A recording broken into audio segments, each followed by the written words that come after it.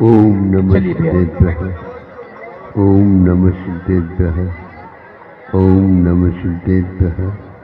अहिंसा परमो धर्म की। आचार्य गुरुवर से कुंद कुंद भगवान की। आचार्य गुरुवर से ज्ञान सागर मुनि महाराज की। शुक्ल पक्ष और कृष्ण पक्ष दो पक्ष हैं जो सूर्य और चंद्रमा के ऊपर गमन के ऊपर आधारित है। शुक्ल पक्ष में चंद्रमा की कलाएं बढ़ती बढ़ती बढ़ती बढ़ती जाती है। 15 दिन पूर्ण हो जाता है तो 16 कलाएं या 15 कलाएं पूर्ण हो जाती हैं।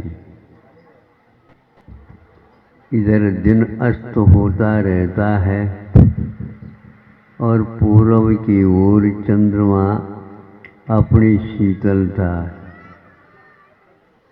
दिखाता है। पृथ्वी चांदनी से व्याप्त हो जाती है। सब लोगों के आँखों में ज्योति की किरणें आने से शीतलता का अनुभव होता है। इस प्रकार यह पक्ष के अंतिम दिन में पूर्णिमा कहलाती है। 15 दिन के बाद क्या होता है ये बताओ। तो आचार्य कहते हैं एक एक कला घट जाती है।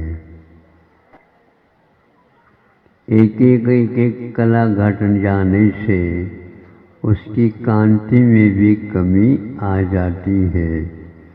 उसके आकार में भी एक कोर घट जाता है और वह उसके कारण थोड़ा सा विकलांग जैसा हो जाता है, लग जाता है।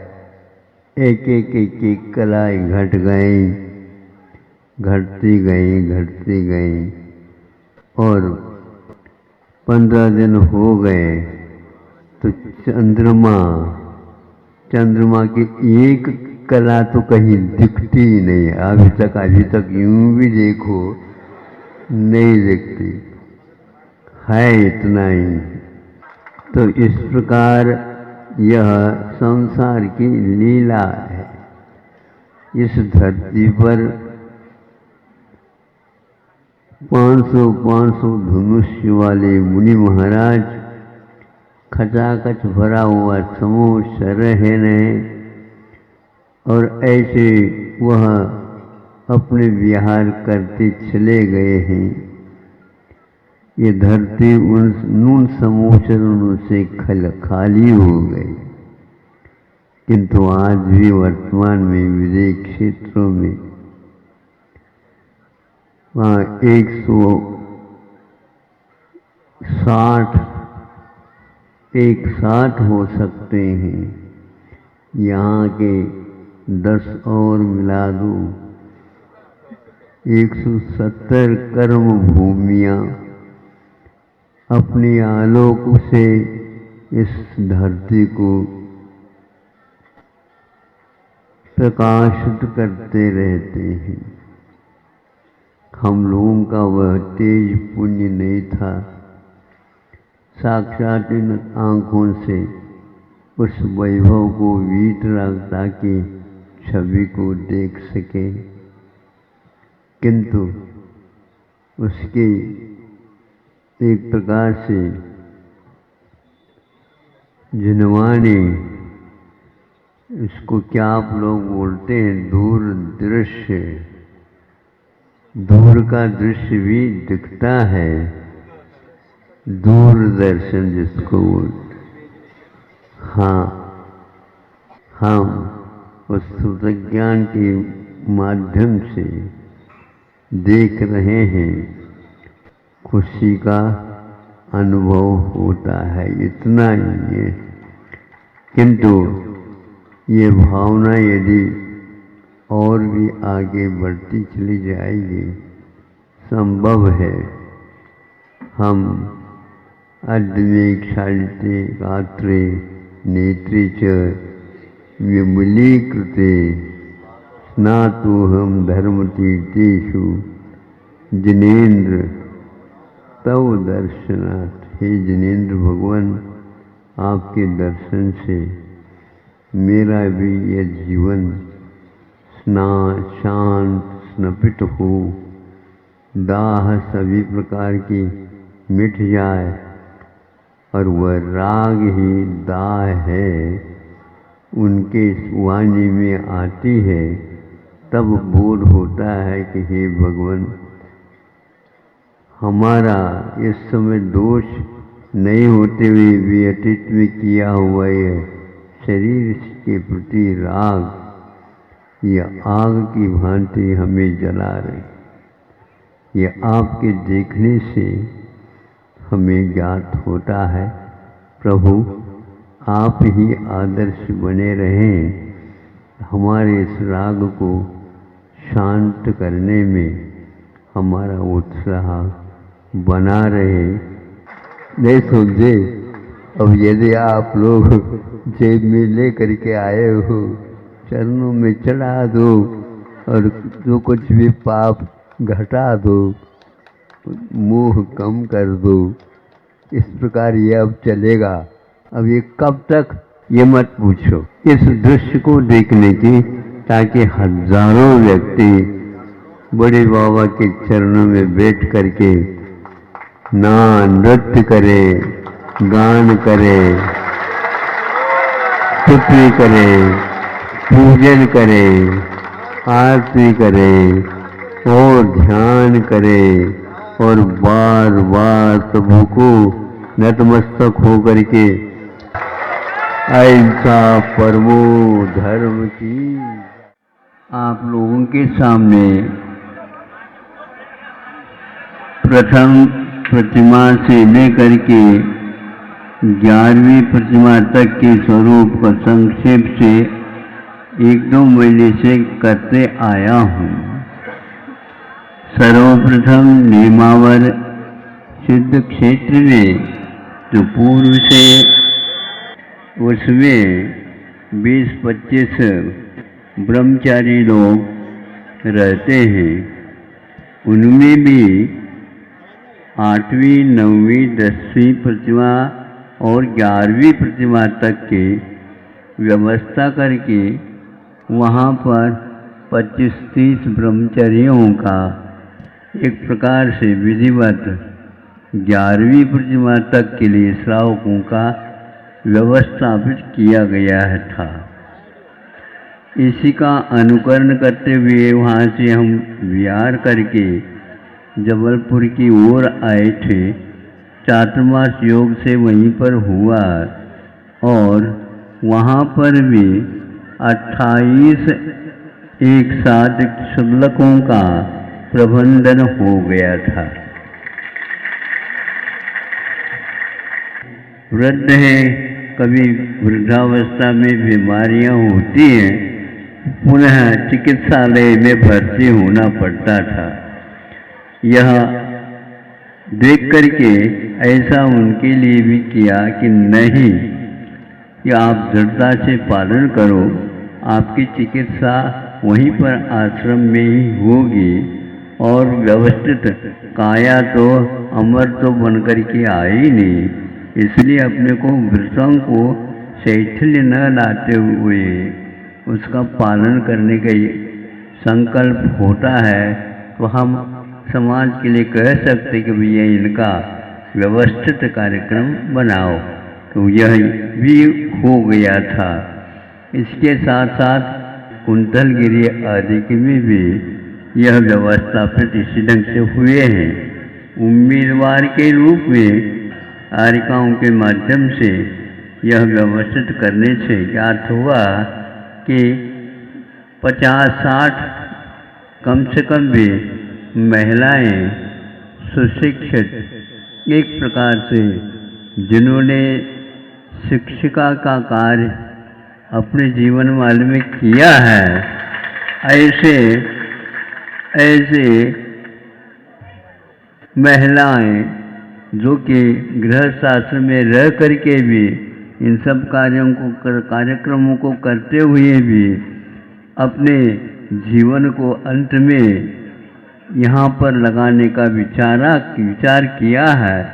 यहाँ कहते यहाँ नहीं, स्थान अब हमें ज्ञात हुआ है उसके अनुसार एक तो सागर है और दूसरे नंबर में बंडा है और वहीं पर पास जो है ललितपुर है। इन तीनों स्थानों में लगभग 20-20 घटने की बात ही नहीं है, नदी की बातें बढ़ती चली जाएगी। प्रतिमा स्थली में जो शिक्षिकाएं हैं, शिक्षिका का कार्य कर रही हैं, उनके परिवार में भी बहुत सारे महिलाएं शिक्षिका बनी थी, वो सब भर्ती हो रहे हैं। आप लोगों के लिए संकेत दिया जाता है कि इसी प्रकार आप लोग अपने परिवार में यदि इस प्रकार उनके जीवन को अंत समय में संलेखना पूर्वक और व्रतों का पालन करते हुए आगे के लिए समाज में भी विशेष रूप से संस्कार जो आज बच्चों के लिए समस्याएं हैं, शिक्षक और संस्कार के, उन सब को ये सारे आश्रम, इस आश्रम का क्या नाम रखा? साधिकाश्रम। साधिकाश्रम, यहाँ पर आश्रम में साधनाएं ये वृत्ति लोग कर रहे हैं, ऐसा प्रबंध किया गया है। यह इस प्रकार किया है। इतना अवश्य है कि जल्दी में प्रतिमाओं का विकास न करा करके एक सीढ़ी पर उनको व्यवस्थित करते हुए आगे तक 10वीं तक अभी तक पहुँचें, फिर इसके उपरांत हम देखते हैं कि कैसे व्यवस्थित हुआ है क्या नहीं। आरिकाओं के लिए भी कहा है, आश्रम वालों के लिए भी कहा है और प्रतिमा स्थली वालों को भी कहा है, या आप बहुत अच्छे ढंग से व्यवस्थित करेंगे तो इसकी संख्या और इसके स्थान भी बहुत ही विकसित होंगे। अल्प समय में अभी भी कर्नाटक और महाराष्ट्र में खड़े हैं, प्रतीक्षमान स्टेशन पर ट्रेन है जैसे खड़े होती हैं, लेकिन हमने कहा कि भैया एकदम हम सिटी नहीं बजा सकते। इस प्रकार समाज में एक संस्कार और धर्म ध्यान करने की प्रक्रिया और साथ साथ बच्चों के ऊपर यथोचित संस्कार डालने का विधान एक प्रकार से जैन समाज में जागृत हो गया है। आगे भी इस प्रकार की जागृति बनी रहे। कि आपके लिए कह रहे तो संघों को भी अवगत हो जाए कि महाराज जी ने विहार के लिए अनुमति दे दी है, और कहाँ जाना कैसे जाना हम संकेत आप लोगों को दे देंगे। तो हम तो वृद्धों में आ गए हैं। अच्छा, ऐसा प्रबोध की भारतवर्ष में 30 राज्यों में वर्षा के अतिरेक यूँ कहना चाहिए होने से सब यातायात का संपर्क एक प्रकार से प्रभावित हुआ है और बहुत कुछ परिश्रम करना पड़ता है तब कहीं आते हैं। जनता को ज्ञात हो चुका था, क्योंकि हमारा यहाँ पर आना अभी नहीं हुआ था और बीच में ही कलशों का आमंत्रण वितरण एक प्रकार से बहुत पहले ही हो चुका था। उसके फलस्वरूप बहुत अल्प समय में, यद्यपि विलंब काफ़ी हुआ है, लेकिन नामावली को कहने के लिए समय भी अपेक्षित होता है। यहाँ एक प्रकार से मैं कहते हुए संकोच नहीं रखूँगा कि द्रव्य क्षय है, क्योंकि यहाँ कारंजा आदि इलाका स्वाध्यायशील है हमें ज्ञात है, लेकिन स्वाध्याय अलग वस्तु होती है और एक प्रकार से स्वाध्याय का परिपाक हमारे कार्यों में भी होना चाहिए, उदय होना चाहिए। इसको लेकर के हम कर्तव्य की ओर जाने के लिए इस समय का उपयोग लेंगे।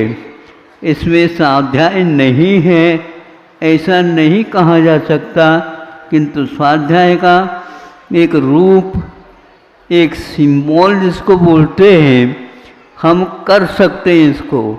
इस प्रकार करने से जैसे सामान्य से 6 द्रव्य हैं, 6 द्रव्यों के पास अपने अपने सामान्य गुण विद्यमान हैं। अस्तित्वादि जो कुछ वह रूपी पदार्थ हो या अरूपी पदार्थ, चेतन हो अथवा अचेतन, किंतु सामान्य गुण तो सबके पास विद्यमान है। किंतु आचार्यों ने विशेष गुणों के भी इसका वर्णन किया है। वह यह है जैसे पुद्गल है, रूप रस गंध स्पर्श आदि गुणों को उन्होंने विशेष गुण में लिया है। इसी प्रकार धर्मद्रव्य अधर्मद्रव्य आदि गति स्थिति आदि के रूप में स्वीकारा है। आकाश और काल को भी विशेष रूप से अवकाश देना और परिवर्तन में सहयोग देना, इस प्रकार ये विशेष गुण इन द्रव्यों में हैं। ये जो विशेष गुण अन्यों में नहीं होते, किंतु जीव में क्या है ये बताने की आवश्यकता है। जीव में सामान्य गुण तो सामान्य सबके समान है, किंतु जीव में विशेष गुण क्या है, एक लक्षण के रूप में स्वीकारा और एक विशेष गुण में स्वीकारा। विशेष गुण में क्या और लक्षण में क्या, तो उपयोगो लक्षणम, यह लक्षण के माध्यम से हम जीव की पहचान या जीव की प्राप्ति कर सकते हैं। किंतु जीव के पास एक और विशेष गुण है, ये लक्षण हुआ और ये विशेष गुण है। वह क्या है तो बताया जाता है। सुन रहे हैं आप लोग? हाँ, अभी भी तो बोली बहुत हो रही थी, शांति से बैठो, हमारी बोली सुनो। अब देखो विशेष गुण क्या है वो बताया जा रहा है। लक्षण तो बता दिए, उपयोगो लक्षण, किंतु जीव के विशेष गुण क्या है तो बताते हैं परस्पर उपग्रहो जीवानाम। ये कौन सा गुण है? जीव का लक्षण नहीं, आपका ये विशेष गुण है, या अन्य किसी में नहीं, किंतु उपकार करने की अपेक्षा से अन्य द्रव्यों के ऊपर कोई उपकार नहीं होता, उसको उपयोग में लाया जाता है। किंतु आपस में जीव जीव के ऊपर उपकार कर सकता है, करना चाहिए, तभी उसको विशेष गुण कहा जा सकता है। स्वाध्याय करने वालों को सोचना चाहिए, जो व्यक्ति जिसके लिए आवश्यक है सहयोग देने की, उसको यदि नहीं देता और सहयोग देने की क्षमता आपके पास है फिर भी नहीं करते हैं, तो जीव के बारे में अधूरा ज्ञान भी आपको नहीं है। ये 5वें अध्याय में परस्पर उपग्रहो जीवानाम कहा। इस बात को मूर्त रूप से प्रयोग के रूप में हम देख लें और बच्चों को, युवाओं को, युवतियों को प्रेरित करें। जहाँ कहीं भी अकाल पड़ता है, दुर्भिक्ष होता है, अतिवृष्टि होती है, भूकंप होते हैं और भी कई प्रकार से अतिवृष्टि होने से बाढ़ आदि आ जाती है और उसकी पूर्ति के लिए कहने की ज़रूरत नहीं पड़ती है, किंतु अपने आप ही आप लोगों का कर्तव्य या स्वाध्याय का फल सामने आ जाता है और आना चाहिए। तो वह 2 वर्ष तक जो है ना दक्षिण में पूर्व की बहुत शिकायत आ गई थी और उसमें कहीं यहाँ से वहाँ से कहीं से भी हो कर्तव्य है, जो अहिंसा का पालन कर रहे हैं, शाकाहार का प्रयोग करते हैं और एक दूसरे में वो भी सहयोग देते हैं, किंतु प्रसंग आ जाता है तो वह मांगेंगे तो नहीं, किंतु मांगने से पूर्व में आपका कर्तव्य होता है। सिरपुर के नाम इस भारतवर्ष में 3-4 स्थानों में हैं, इसलिए उसके बाद में जैन रखा। दिगंबर जैन ये तो स्पष्ट है ही, किंतु सर्वोपयोगी धार्मिक न्यास, धार्मिक कहने से बहुत व्यापक अर्थ निकलता है और सर्वोपयोगी कहने से इसका तो व्यापक और अर्थ निकलता है। हमारे लिए क्या उपयोगी है? भोजन पहले है, किंतु पानी के बिना वो भोजन सर्वोपयोगी के रूप में स्वीकार नहीं किया जाएगा। पानी भी आहार के रूप में है, इसलिए पानी पानी 1-2 लोटा पी लो, वह भी ठीक नहीं माना जाता। पानी के स्थान पर पानी चाहिए और भोजन के स्थान पर भोजन चाहिए। 4 प्रकार के आहार माने गए। इसी प्रकार आप लोगों को पूछते रहना चाहिए और व्यक्तियों से मिलते रहना चाहिए। भैया मेरा परिचय यही है, आपको क्या चाहिए बताओ। आपको नाम से कोई मतलब नहीं, आप कहाँ के हो ये मतलब नहीं, किंतु आप यदि शाकाहारी हैं और अहिंसा के उपासक हैं तो बता दो, हम उसके अनुसार ही आपकी पूर्ति कर लेंगे। वो कितना आह्लादित होगा। यह एक सर्वोपयोगी शब्द एक प्रकार से स्वामी समंतभद्र महाराज जी ने भी अपने रत्नकर्ण श्रावकाचार्य में किया। न धर्मो धार्मिकैर बिना, ये ऐसा जयघोष है, मूल मंत्र है। गुरुजी कहा करते थे यह रत्नकर्ण श्रावकाचार्य रत्नत्रय परग पुस्तक है, ग्रंथ है। रत्नत्रय इसमें क्या, ये तो श्रावकाचार है नहीं। सर्वप्रथम उन्होंने 30-40 श्लोकों में सम्यक दर्शन का रूप बताया, उसके धर्म बताए, उसके आवश्यक अंग बताए और जो नहीं होना चाहिए उनको भी उन्होंने उल्लेखित किया। ये सम्यक दर्शन का प्रकरण पूर्ण होता है। इसी प्रकार सम्यक ज्ञान के लिए भी उन्होंने एक प्रकरण रख करके बीच में 4 अणयोग द्वार और सम्यक ज्ञान का स्वरूप बता करके उसको पूर्ण किया। इसके बाद साकार और अनगार के रूप में चारित्रों के 2 भेद करके अनगार या मोक्ष एक प्रकार से श्रवण के लिए कहा और श्रावक जो है वह एक प्रकार से अनुवृत्ति के धारक होता, ऐसा कहा। इसको उन्होंने धर्म माना है। केवल सम्यक दर्शन धर्म नहीं, केवल ज्ञान धर्म नहीं और केवल चारित्र होता नहीं, उसके साथ ज्ञान दर्शन होना अनिवार्य है। ये तीनों मिल जाते हैं, उसको धर्म कहा। इससे स्पष्ट होता है मोक्ष मार्ग के लिए तीनों की आवश्यकता है। एकमात्र स्वाध्याय कर लिया जय जिनेंद्र हो गया, ऐसा मैं मानने के लिए तैयार इसलिए नहीं हूँ। आप समंतभद्र को पढ़िए, कुंद को पढ़िए, उमा स्वामी महाराज जी को पढ़िए, तब यह स्वाध्याय आपका सार्थक होगा, तब यह जैन कहने का तात्पर्य सामने आएगा। यह जातिवाचक न हो करके यह धर्मवाचक यानी कर्तव्यवाचक व्यापक धर्म है। इसका उपयोग हर एक को करना है। इस दृष्टि से इसमें सर्वोपयोगी शब्द का प्रयोग रखा।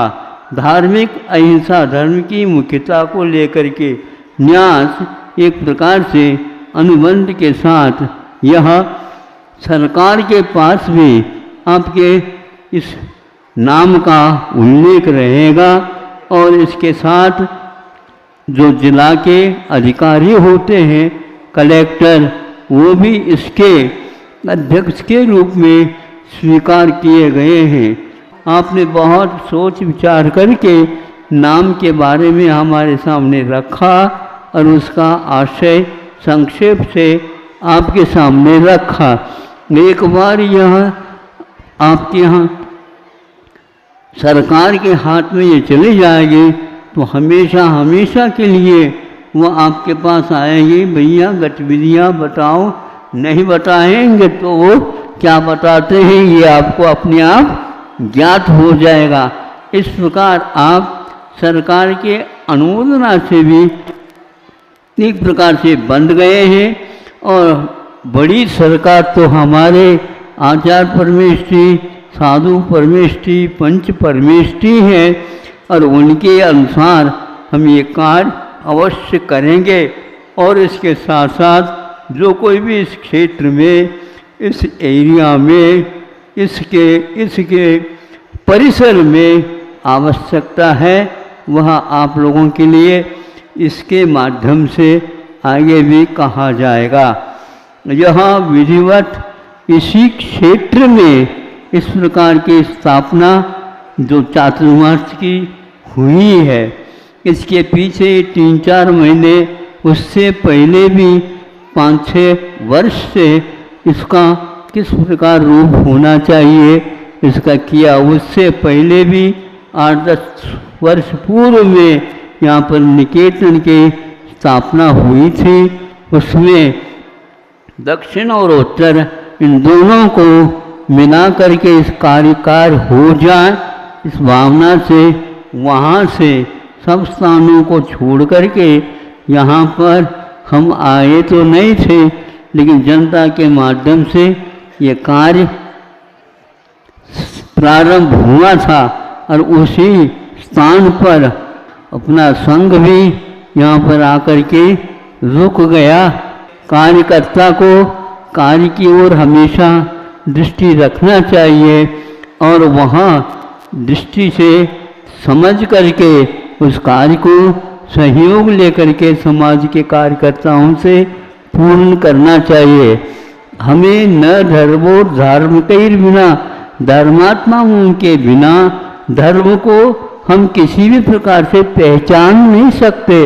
धर्म किसी दुकान, होटल या और कहीं स्थान पर मिलने वाली वस्तु नहीं है। धर्मात्मा है तो उसका धर्म आचरण ही यह धर्म कहलाता है।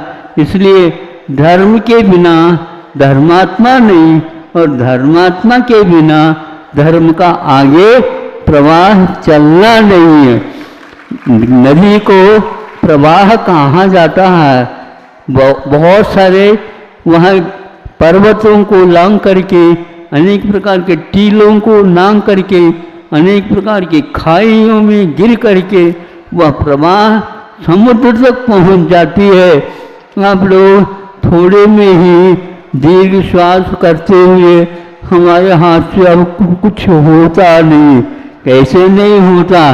खाया जाता, पिया जाता है, रोजीगार मांग करके और हड़ताल करके खाते पीते हो। उसी प्रकार आप लोगों को कार्य करने के लिए भी हड़ताल करना चाहिए। हमें क्यों नहीं मिलता है?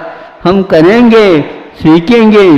जो कर चुके हैं उसका अनुकरण आप करते जाओ भीतर से।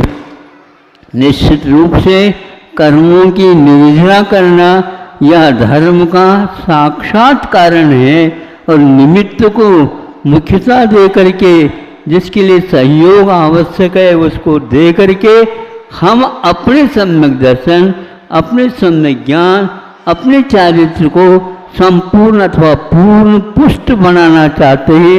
ये साक्षात धर्म है।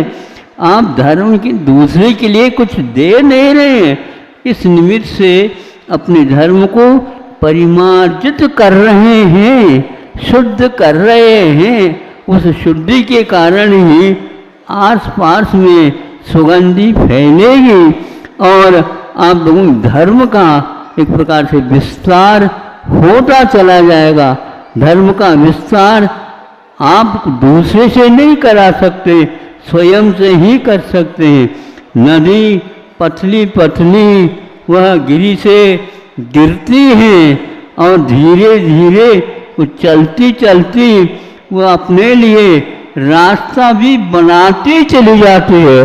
और आपको रास्ता बना करके दे दें, फिर क्या आप चलोगे? बनाओ तो वहाँ नदी के समान पात्र को बनाते हुए, तटों को मजबूत बनाते हुए आगे खिसकती हजारों किलोमीटर की यात्रा करके सागर में जा करके वह समर्पित हो जाती है। उसी प्रकार आपका जीवन प्रभु से, पारमात्मा भगवान से प्रार्थना करता हूँ उस नदी की भांति दिन दुगुनी और बोलो आगे क्या है, रात चौगुनी। हाँ, इस प्रकार कार्य करो। दिन में तो 12 घंटे हैं, रात चौगुनी 12 चौक 48 घंटे की है। और आपको इसी प्रकार कार्य करते रहना चाहिए और इस परिसर में धर्म का वातावरण बनाना चाहिए। ऐसे कई व्यक्तियों से मांग आई है, उसकी पूर्ति के लिए ही आप लोगों के सामने रखा है और यह आप लोगों ने स्वीकार किया है। अब आदि मंगल है, अब यह मंगलाचरण यहीं तक नहीं रुकेगी, नदी की भांति आगे बढ़ेगी। तो यहाँ एक क्षेत्र में सर्वोपयोगी के रूप में धार्मिक विस्तार अथवा दूसरे के लिए भी ये उपयोगी बने, इसलिए सर्वोपयोगी इसका नाम रख करके न्यास किया गया है। इसका उपयोग आप सभी लोग मिल करके करेंगे और सम्यक दर्शन के 8 अंगों में मुख्य अंग जो कि वात्सल्य है, परस्पर उपग्रहो जीवाना, इस माध्यम से आगे हम बढ़ सकते हैं। समय पर और दिया जाएगा। इस प्रकार की यह इसमें प्रज्वालशाली को भी स्थान दिया गया है। वे अपने पास अनेकों प्रशिक्षण दे करके प्रशिक्षित किए हैं और आपके लिए यहाँ पर सैकड़ों में महिलाओं को, युवतियों को तैयार करके प्रशिक्षित करके आप लोगों के लिए विस्तार करेंगे। हर प्रकार से यहाँ पर सहयोग मिलेगा, किंतु सहयोग लेने वाला चाहिए। सहयोग लेने वाले नम्रता से, विनय से, रुचि से, आशा से, धैर्य रखते हुए इसको यदि स्वीकार करते हैं तो ये सब तैयार हैं। हमने पूछा कि आप फॉर्म भरा करो, पहले आ जाएंगे तो प्रशिक्षण कौन देगा? तो वो कहते हैं कि प्रशिक्षण के लिए तो हम रात दिन तैयार हैं, लेकिन उनको हम तब भर्ती कर सकेंगे जो नियमावली है उसके अनुसार। ज़्यादा संख्या से मतलब नहीं, किंतु हम उसको गुणवत्ता के साथ ही यहाँ पर प्रस्तावित करेंगे। गुणवत्ता अपने आप में बहुत बड़ा एक पहचान है। गुण नहीं हो तो फूल में सुगंधि के अभाव में फूल नहीं कह सकते। उसी प्रकार यह गुणवत्ता धर्म में भी है। हमारे पास वह गुणवत्ता रूप धर्म आएगा, निश्चित रूप से सामने वाले व्यक्ति की नासिका को प्रभावित किए बिना नहीं रहेगा। यदि उनको वह नहीं दिख रही है तो भी हम जुकाम खांसी का भी चिकित्सा दे करके उसको चालू कर सकते हैं और करना भी चाहिए। माता पिताओं ने आप लोगों को एकदम बड़ा कर दिया, ऐसा नहीं, बहुत कठिनाई होती है। यहाँ पर बहुत अच्छा इन्होंने एक प्रतीक और प्रारंभिक दशा का एक रूप दिया है। जिन जिन को कुछ बताना आवश्यक था उनको उनके हाथ में एक गमले में पौधा रख करके, और यहाँ पौधा आप अवश्य ही अपने स्थान में लगाएंगे। पशुओं के लिए भी वह कार्य करें, राहगीर के लिए भी वह कार्य करें। ऐसे पहले क्षेत्रों में फलदार वृक्षों के माध्यम से प्रारंभ किया जाता था। उसी प्रकार यहाँ के कार्यकर्ताओं ने यहाँ बहुत अच्छा प्रारंभ हुआ है। ये वृक्ष दिनों दिन नीचे की ओर नहीं जाएंगे, किंतु नीचे की ओर जड़ें पहुंचाएंगे और ऊपर की ओर आसमान तक पहुंचेंगे। ऐसे यह वृक्ष आप लोगों के लिए निर्वाण मार्ग के उपदेश दे रहे हैं और आप लोग धरती को खोजने में लगे हो। आसमान के उसमें देखो कहाँ पर वह शुद्धालय है। यह वृक्ष बता रहा है ऊर्ध्वगमन अपनी आत्मा का स्वभाव है। धर्मास्तिकाया भावात, धर्मास्तिकाय का अभाव होता है तो वहीं का वहीं वह रुक जाता है। आपके पास से भी यदि धर्म चला जाएगा तो आप रुक जाएंगे, ये धराम से गिर जाएंगे। लेकिन ये वृक्ष गिरेगा नहीं, भले ही वहाँ पानी के अभाव में मुरझाएगा, लेकिन भीतर जड़ है, वो जड़ें बहुत दूर तक जाती है और राशन का प्रबंध करके ले आती है और वृक्ष को हमेशा हमेशा ताज़ा तरहार बना करके रखती है। लेकिन आवश्यकता अपने शांति से साथ आप लोगों ने सुन लिया। गुरु जी की बात हमेशा हमेशा याद रखते हैं, क्योंकि गुरु हमारे लिए हमेशा हमेशा विकास की बात और उसके धर्म सब समझाते रहते हैं। हमें धैर्य की बड़ी आवश्यकता है। एकदम पेड़ लगाते ही पेड़ फल फूल आदि देता नहीं, उसी प्रकार कोई भी कार्य होता है संस्थापक लोग उसको बहुत धैर्य के साथ निर्वाह करते हैं। करें इन्हीं बातों के साथ वक्तव्य के साथ समाप्त किया जा रहा है। अहिंसा परमो धर्म की आप लोगों ने सुना तो होगा, लेकिन उसके ऊपर विचार शायद नहीं किया होगा। वो यह है, समुद्र में मछलियां रहती हैं और मछलियों का भोजन भी वहीं पर उन्हीं मछलियों का ही होता है प्राय। किंतु बड़ी मगरमच्छ मछली वगैरह होते हैं, वे बहुत कुछ समय के बाद भोजन करते हैं। जो किया है भोजन उसको वो अच्छे ढंग से जब तक नहीं पचता तब तक दूसरे की ओर नहीं देखते। ये तो हुआ वो बड़ी मछली की बात, किंतु एक छोटी मछली भी रहती है तो वो मछलियों को खा नहीं सकती, इतनी छोटी रहती है।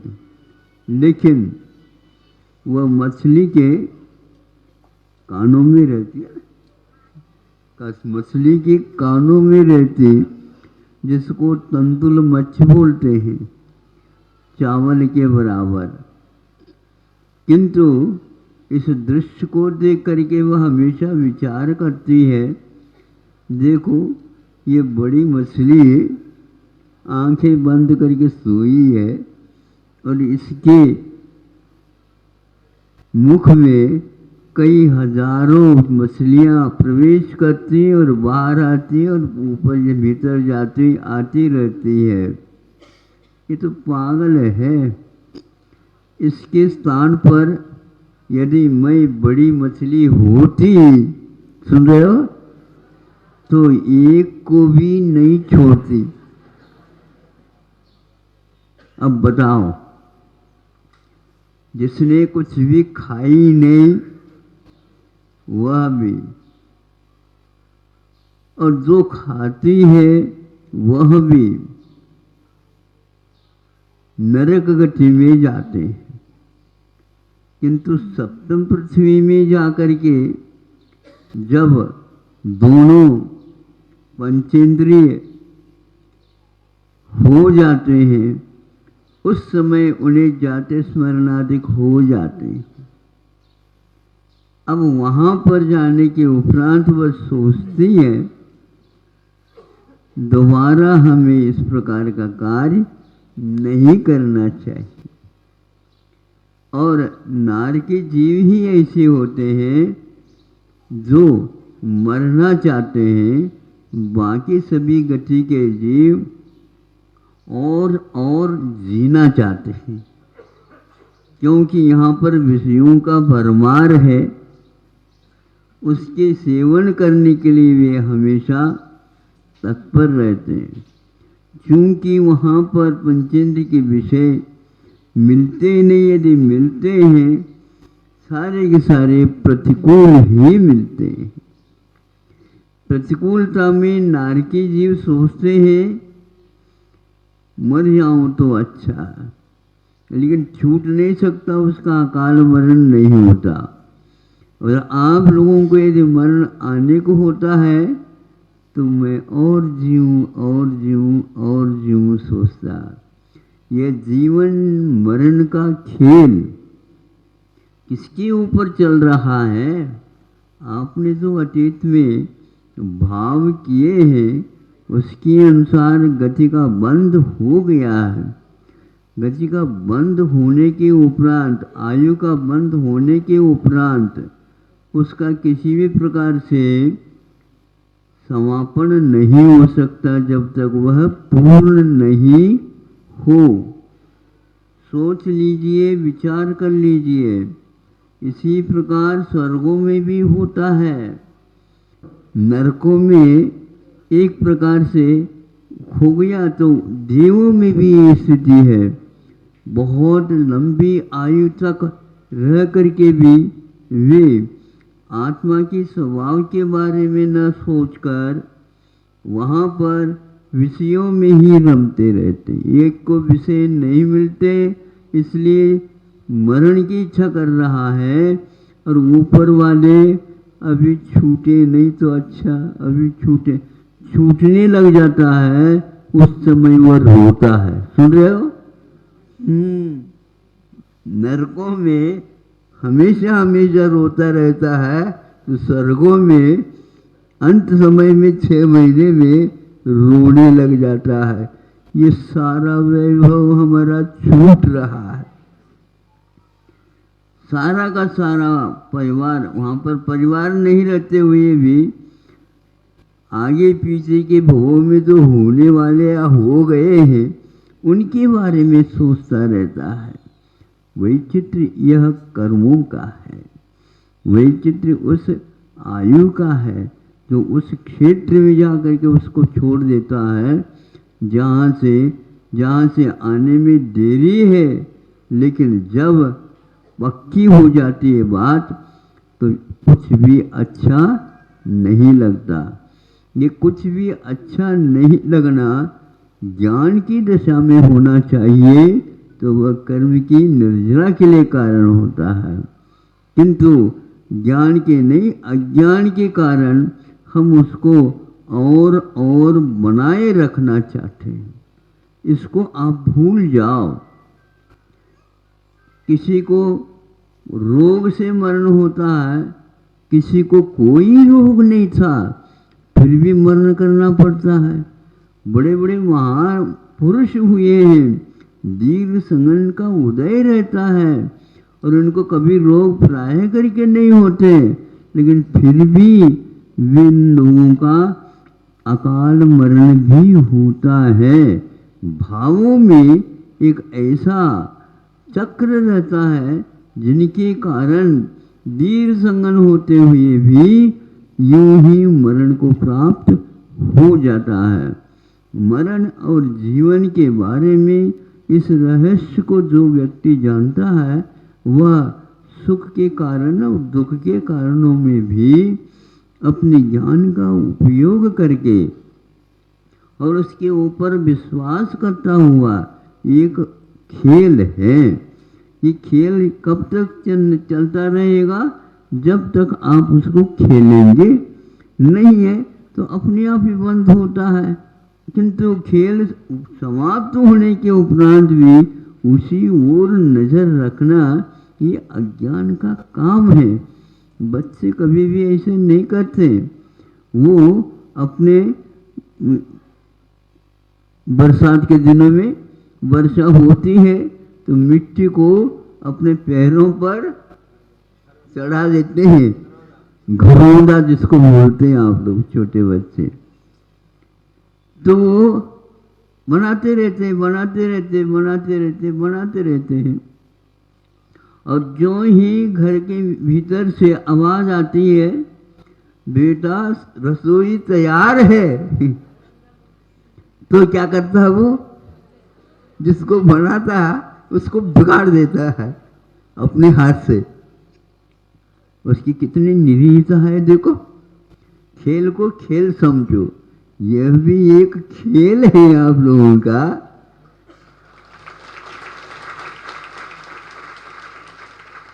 है क्या नहीं खेल?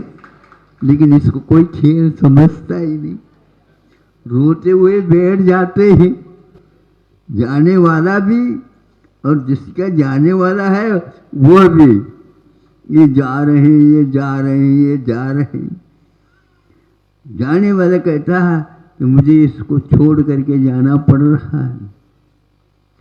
इस प्रकार आप लोगों की कितने बार जन्म हुए और कितनी बार मरण हुए, इसकी गिनती भगवान भी नहीं कर सकते। इतने भाव हो गए, अब तो कम से कम और एक भाव मिले ऐसी इच्छा मत रखो। ये भाव एक प्रकार से आप लोगों को घुमाने में कारण होता है, और भाव बाकी जो कर्म होता है उसको आयु कर्म की संज्ञा दी गई है। ये आयु के कारण ऐसा होता है। तो पुराण पुरुष जितने भी आयु का बंध न हो ऐसी साधना हमेशा हमेशा करते हैं। ये ज्ञानियों का कर्तव्य। मौन रूप से इस चित्रण को वह देखते रहते हैं, क्यों तो आप लोग उसमें रच पच जाते हैं। रचना और पचना एक प्रकार से अज्ञान का प्रतीक होता है। चाहे वह सुख हो चाहे वह दुख हो, वह सारे के सारे कर्मों के अनुसार होते हैं। इस रील को हमेशा हमेशा हमें देखते रहना चाहिए। ये रील है, ये भी रील ले रहा, अभी भी ले रहा हूँ। स्वयं अपना जीवन भी एक फिल्म है और उसमें चित्र हैं।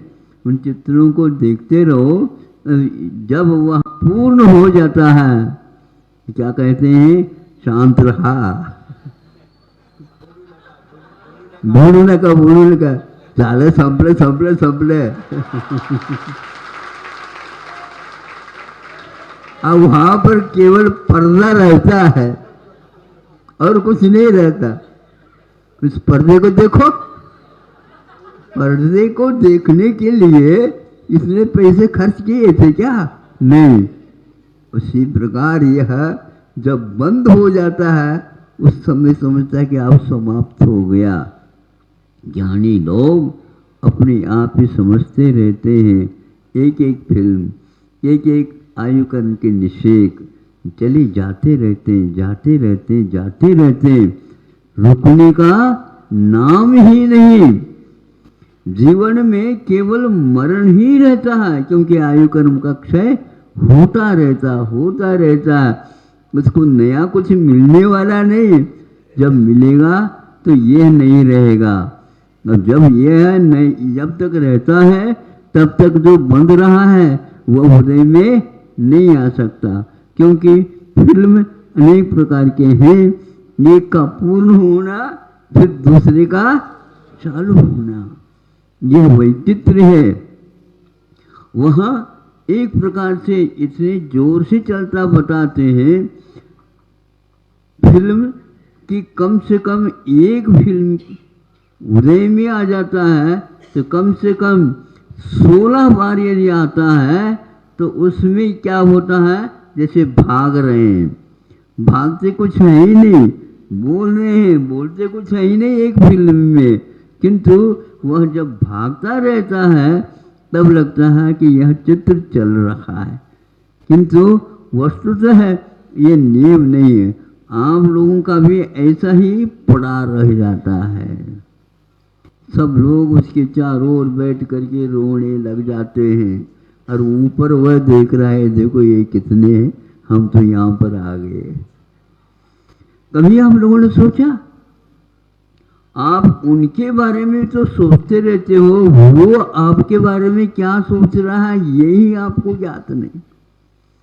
सब लोग रम जाते हैं, और यहाँ पर जो बैठे हैं उनका सब छूट रहा है, वही याद आ रहा है। इस नश्वरता के बारे में आप लोगों को समझना चाहिए कि नश्वरता प्रति समय नष्ट ही हो रहा है, उसमें नए सिरे से कुछ जुड़ नहीं रहा है। क्योंकि फिल्म 3 घंटे का है तो 3 ही घंटे का है, उसको वापस ले नहीं सकते। उसी प्रकार आप लोगों का भी जीवन या व्यतीत हो रहा है, उसको वापस ला नहीं सकते। इसलिए आप लोग इसको बहुत समझदारी के साथ खर्च करो। खर्च करने की बात ही नहीं है, खर्च होता ही जा रहा है, और आपको उस संबंधी हमेशा हमेशा रकम का मतलब धन लगाना ही पड़ता है, और लगाना ही चाहिए। उस लगाने से पूर्व में आपको जो अर्जित किया है उसको बड़ी सावधानी के साथ, पैसे जैसे खर्च करना नहीं चाहते उसी प्रकार के आयु कर्म के क्षणों को बेकार खर्च नहीं करना चाहिए। आप लोग टाइम पास करते हैं, टाइम पास का अर्थ क्या होता है, बोरियत हो गई है, नहीं समझे, मन नहीं लग रहा है, इसलिए और किसी काम में लगा देना, ये ठीक नहीं है। ज्ञानी लोग इसको लग तो रहा है, वो चल रहा है, इसका उपयोग करो। उपयोग करने वाला व्यक्ति एक क्षण में भी इतना अर्जन कर सकता है, उसका ठिकाना नहीं होता। इसलिए कर्म निर्जरा के विषय में एक समय में असंख्यात गुणी कर्म की निर्जरा होती है। आगम का वाक्य बहुत महत्वपूर्ण है। एक उवासी लेते समय जितने क्षण होते हैं उसमें असंख्यात गुणी कर्म की निर्जरा आप कर सकते हैं। इसीलिए धर्म ध्यान किया जाता है। धर्म ध्यान करने का उद्देश्य क्या है बताओ? हाँ, पंचेंद्र के विषयों को मांग करने के लिए नहीं है ये, किंतु इसमें कोई तथ्य नहीं है, किंतु सार रहित है। ये जान करके प्रत्येक क्षण जो कर्म का उदय आ रहा है, महाराज क्या करें, कभी कभी मन लगता है और कभी कभी बोलो नहीं लगता। तो कहाँ लगता है बताओ? कहीं खुट्टी है जिसमें वो लग रहा है? हाँ, लटका हुआ है। लगता है तो कहाँ लगता, कहीं न कहीं लगता रहता है, इन्हें उसी को वह देखता रहता है। इसी का नाम दुर्ध्यान माना जाता है।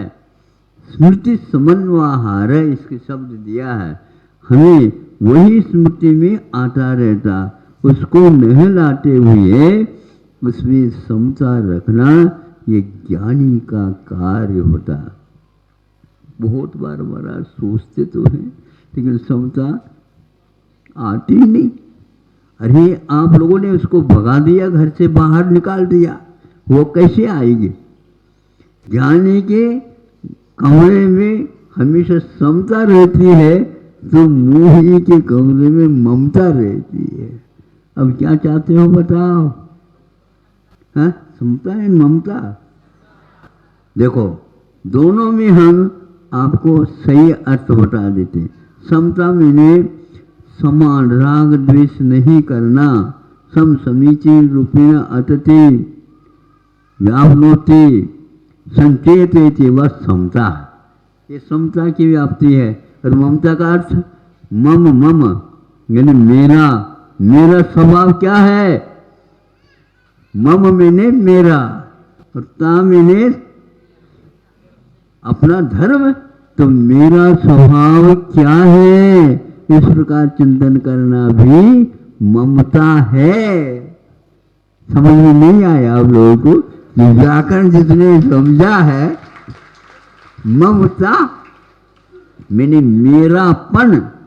मेरापन किसमें है? इंद्रियों में नहीं, इंद्रिय विषयों में नहीं, किंतु मेरा स्वभाव उपयोगो लक्षणम उसमें है। उस ज्ञान के द्वारा ममत्व के विषय में, मेरेपन के विषय में, मैं कौन हूँ इस विषय में चिंतन करना ममता है।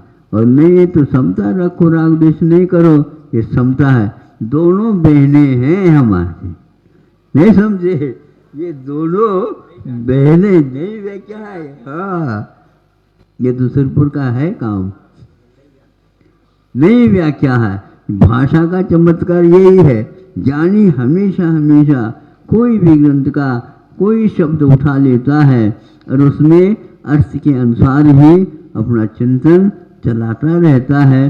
कभी वह ऊबता नहीं, यानी बोरियत उसको नहीं होती, क्योंकि इसकी कीमत कोई भी चुका नहीं सकता है।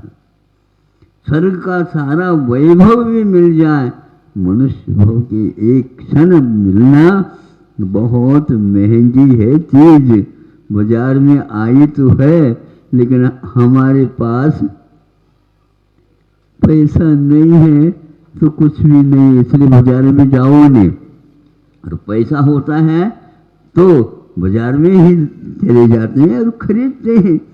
आप लोग चमत्कार को ही विशेष महत्व देते हो, किंतु चित्त चमत्कार को कम से कम महत्व दिया करो। तो इस प्रकार समता और ममता याद रखोगे, दोनों हैं, दोनों में कर्म निष्ठा करना सीख लो। अहिंसा परमो धर्म।